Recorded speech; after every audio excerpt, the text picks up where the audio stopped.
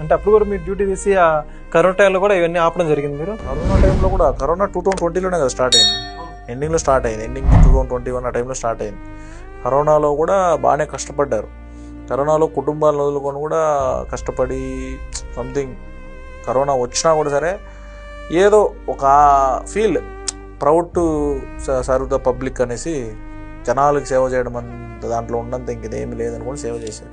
కానీ అన్నింటినీ కూడా దృష్టిలో పెట్టుకోకుండా ఇలా చేయడం, ఆ ప్రభుత్వం చేయడం అనేది చాలా బాధాకరం.